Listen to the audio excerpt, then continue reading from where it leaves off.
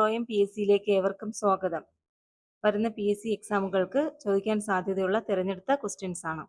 First ക്വസ്റ്റ്യനിലേക്ക് പോകാം.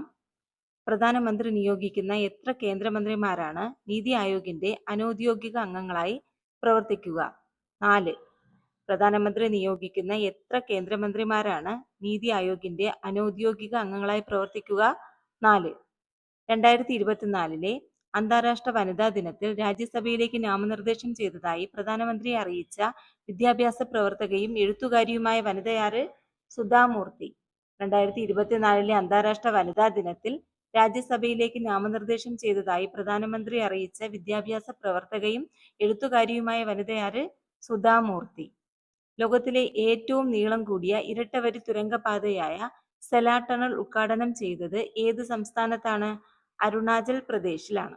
ലോകത്തിലെ ഏറ്റവും നീളം കൂടിയ ഇരട്ടവരി തുരങ്കപാതയായ സെലാ ടണൽ ഉദ്ഘാടനം ചെയ്തത് ഏത് സംസ്ഥാനത്താണ്?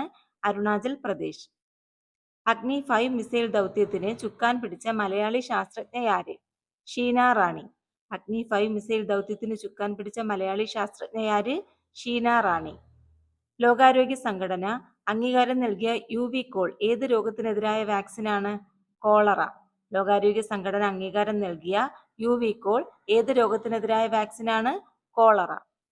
ഗ്രാസ് റൂട്ട് ശാക്തീകരണത്തിനായി വോക്കൽ ഫോർ ലോക്കൽ സംരംഭം ആരംഭിച്ചതാര്?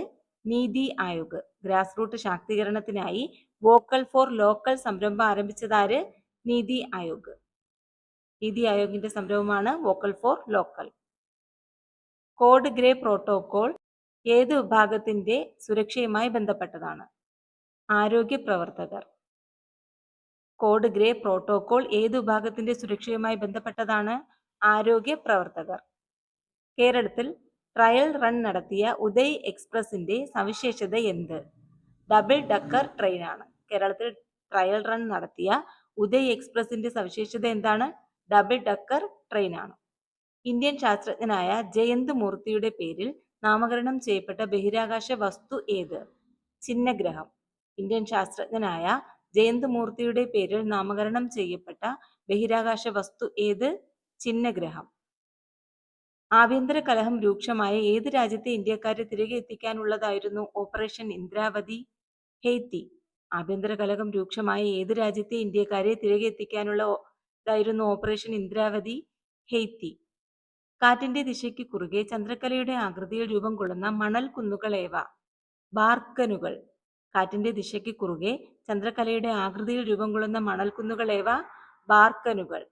2024 മാർച്ചിൽ പ്രസിദ്ധീകരിച്ച അൻഡിൽ ഓഗസ്റ്റ് ഏത് ലോകപ്രശസ്ത സാഹിത്യകാരന്റെ നോവലാണ്? Gabriel Garcia Marquez. 2024 മാർച്ചിൽ പ്രസിദ്ധീകരിച്ച അൻഡിൽ ഓഗസ്റ്റ് ഏത് ലോകപ്രശസ്ത സാഹിത്യകാരന്റെ നോവലാണ്? Gabriel Garcia Marquez.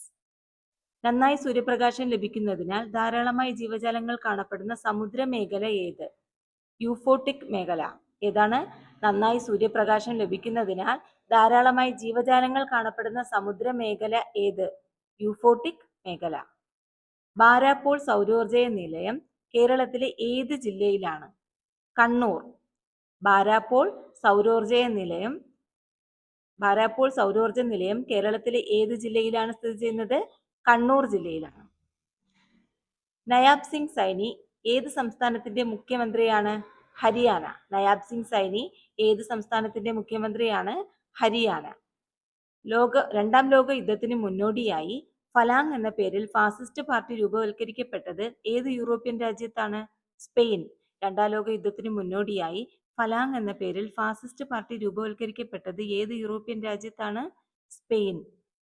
ചേരിചേരാ പ്രസ്ഥാനം ഔപചാരികമായി ഉദ്ഘാടനം ചെയ്യപ്പെട്ട സമ്മേളനം ഏത്? 1961 ബെൽഗ്രേഡ് സമ്മേളനം. ചേരിചേരാ പ്രസ്ഥാനം ഔപചാരികമായി ഉദ്ഘാടനം ചെയ്യപ്പെട്ട സമ്മേളനം ഏത്? 1961 ബെൽഗ്രേഡ് സമ്മേളനം. ഇന്ത്യയിലെ ആദ്യത്തെ ഇൻഡോർ അത്ലറ്റിക് സെന്റർ ഉദ്ഘാടനം ചെയ്തത് എവിടെ? ഭുവനേശ്വർ. ഇന്ത്യയിലെ ആദ്യത്തെ ഇൻഡോർ അത്ലറ്റിക് സെന്റർ ഉദ്ഘാടനം ചെയ്തത് എവിടെയാണ്? ഭുവനേശ്വർ. 2024 മാർച്ചിൽ കമ്മീഷൻ ചെയ്ത പുതിയ നേവൽ ബേസായ INS ജഡായു സ്ഥിതി ചെയ്യുന്നത് എവിടെ? ലക്ഷദ്വീപ്.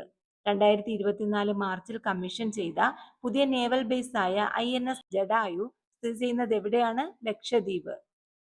ഒഡീഷ പശ്ചിമ ബംഗാൾ ഭാഗത്തെ ബംഗാൾ ഉൾക്കടലിൽ നിന്ന് കണ്ടെത്തിയ മെലനോക്ലാമിസ് ദ്രൗപദി എന്ന പേര് നൽകപ്പെട്ട ജീവി ഏതിനത്തിൽ പെടുന്നു? കടലൊച്ച്. ഒഡീഷ പശ്ചിമ ബംഗാൾ ഭാഗത്തെ ബംഗാൾ ഉൾക്കടലിൽ നിന്ന് കണ്ടെത്തിയ മെലനോക്ലാമിസ് ദ്രൗപദി എന്ന പേര് നൽകപ്പെട്ട ജീവി ഏതിനത്തിൽ പെടുന്നു? കടലൊച്ച്. ഏത് വിപ്ലവത്തിന്റെ ഭാഗമായാണ് ആയിരക്കണക്കിന് സ്ത്രീകൾ ഭക്ഷണം തരൂ എന്ന മുദ്രാവാക്യം ഉയർത്തി രാജകൊട്ടാരത്തിലേക്ക് പ്രകടനം നയിച്ചത്? ഫ്രഞ്ച് വിപ്ലവം. ഏത് വിപ്ലവത്തിന്റെ ഭാഗമായാണ് ആയിരക്കണക്കിന് സ്ത്രീകൾ ഭക്ഷണം തരൂ എന്ന മുദ്രാവാക്യം ഉയർത്തി രാജകൊട്ടാരത്തിലേക്ക് പ്രകടനം നടത്തിയത്? ഫ്രഞ്ച് വിപ്ലവം. കേരളത്തിലെ ഏറ്റവും പഴക്കമുള്ള കലാരൂപമായി വിശേഷിപ്പിക്കപ്പെടുന്നത് ഏതാണ്? കൂടിയാട്ടം. കേരളത്തിലെ ഏറ്റവും പഴക്കമുള്ള കലാരൂപമായി വിശേഷിക്കപ്പെടുന്നത് ഏതാണ്? കൂടിയാട്ടം. ജില്ലാ ഉപഭോക്തൃ തർക്ക പരിഹാര കമ്മീഷന്റെ ഘടന എന്ത്? പ്രസിഡന്റും 2 അംഗങ്ങളും. ജില്ലാ ഉപഭോക്തൃ തർക്ക പരിഹാര കമ്മീഷന്റെ ഘടന എന്താണ്? പ്രസിഡന്റും 2 അംഗങ്ങളും. സ്വകാര്യത ലംഘിക്കുന്നത് കുറ്റകരമാക്കിയ IT ആക്ടിലെ വകുപ്പ് ഏത്? വകുപ്പ് 66E. സ്വകാര്യത ലംഘിക്കുന്നത് കുറ്റകരമാക്കിയ IT ആക്ടിലെ വകുപ്പ് ഏതാണ്? വകുപ്പ് 66E. 2024 ലോക സന്തോഷ സൂചികയിൽ ഇന്ത്യയുടെ റാങ്ക് എത്ര? 126. 2024 ലോക സന്തോഷ സൂചികയിൽ ഇന്ത്യയുടെ റാങ്ക് എത്രയാണ്? 126.